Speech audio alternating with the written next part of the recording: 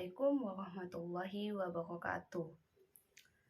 Sebelumnya izin memperkenalkan diri, nama saya Heti Melia Sari dengan NPM 2213022031 kelas A, Program Studi Pendidikan Fisika Angkatan 2022 Universitas Lampung. Di sini saya akan menjelaskan tentang sistem peredaran darah. Darah yang mengalir dalam tubuh diatur oleh sebuah sistem bernama sistem kardiovaskular atau lebih akrab dikenal sebagai sistem peredaran darah. Sistem peredaran darah pada manusia atau yang disebut sistem kardiovaskular terdiri dari berbagai organ yang memiliki fungsinya masing-masing. Fungsi utama sistem peredaran darah adalah mengedarkan oksigen, nutrisi, dan hormon ke seluruh sel dan jaringan tubuh.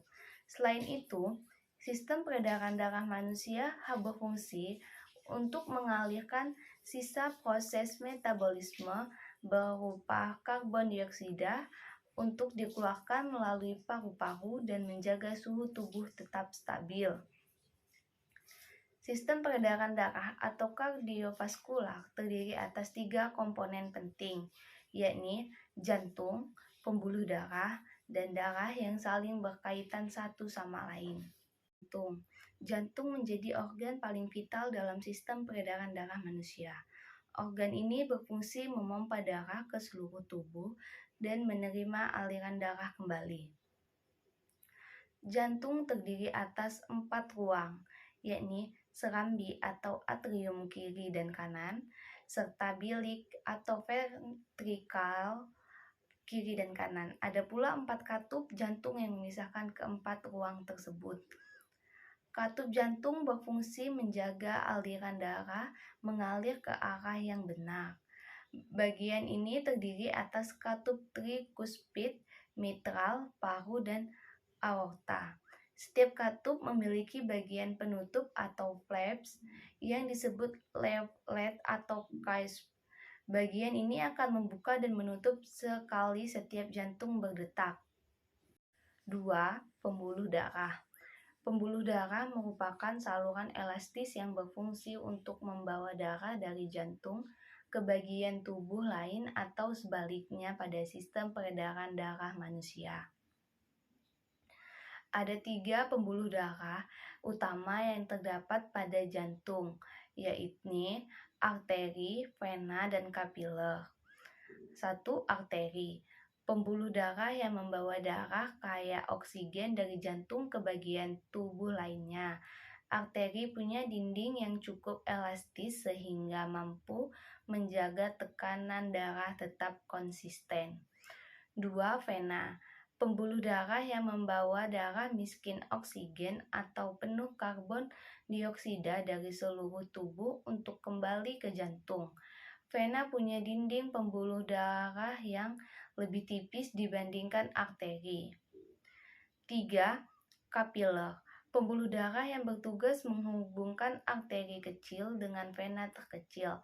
Kapiler punya dinding yang sangat tipis sehingga memungkinkan pembuluh darah untuk bertukar senyawa dengan jaringan sekitarnya, seperti karbon dioksida, air, oksigen, limbah, dan zat gizi. 3. Darah.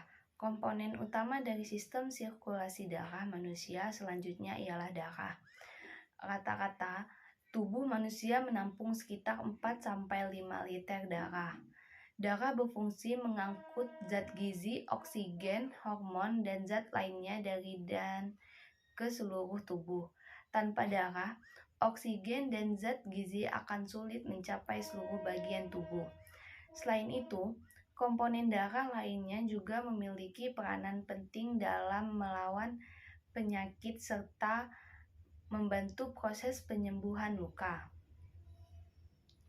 Darah terdiri atas berbagai komponen sebagai berikut. 1. Plasma darah. Cairan yang bertugas mengangkut sel-sel darah untuk diedarkan ke seluruh tubuh bersama dengan zat gizi, antibodi, protein pembekuan darah, dan bahan kimia seperti hormon. 2. Sel darah merah atau eritrosit. Komponen darah yang bertugas membawa oksigen dari paru-paru untuk diedarkan ke seluruh tubuh. 3. Sel darah putih atau leukosit. Komponen darah yang bertanggung jawab melawan infeksi virus, bakteri, dan jamur yang memicu perkembangan penyakit. 4. Keping darah atau trombosit. Komponen darah yang memiliki peran penting pada proses pembekuan darah atau koagulasi saat tubuh terluka. Secara umum, sistem peredaran darah manusia terbagi atas dua macam, yaitu sistem peredaran darah besar atau sistemik dan sistem peredaran darah kecil atau pulmonal. 1. Peredaran darah sistemik. Peredaran darah sistemik berfungsi membawa darah dari jantung ke seluruh bagian tubuh dan kembali lagi. Karena itulah, ia juga disebut peredaran darah besar. Sirkulasi dimulai ketika darah yang mengandung oksigen dipompa dari bilik kiri jantung menuju seluruh tubuh sampai akhirnya kembali lagi ke serambi kanan jantung. Secara sederhana, peredaran darah besar atau sistemik bisa digambarkan sebagai aliran darah dari jantung ke seluruh tubuh dan kembali lagi ke jantung. 2. Peredaran darah pulmonal. Peredaran darah pulmonal lebih sering disebut dengan peredaran darah kecil. Hal ini karena sirkulasinya pendek, yakni dari jantung ke paru-paru dan kembali lagi. Sirkulasi dimulai saat darah yang mengandung karbon dioksida atau CO2 dipompa dari bilik kanan jantung menuju paru-paru. Kemudian, terjadi proses pertukaran gas yang mengubah karbon dioksida jadi oksigen di dalam darah. Darah kaya oksigen ini akan keluar dan kembali ke serambi kiri jantung. Secara sederhana, sistem peredaran darah kecil atau pulmonal merupakan peredaran darah dari jantung ke paru-paru dan kembali ke jantung. Beberapa kondisi dan penyakit paling umum yang dapat mengganggu sistem peredaran darah pada manusia seperti berikut ini. 1. Hipertensi. 2. Stroke. 3. Aneurisma aorta. 4. Aterosklerosis. 5. Aritmia. 6. Penyakit jantung koroner. 7. Gagal jantung. 8. Serangan jantung. 9. Kardiomiopati. 10. Varises. Sekian penjelasan dari saya. Jika ada salah kata, saya mohon maaf. Dan saya akhiri. Wassalamualaikum warahmatullahi wabarakatuh.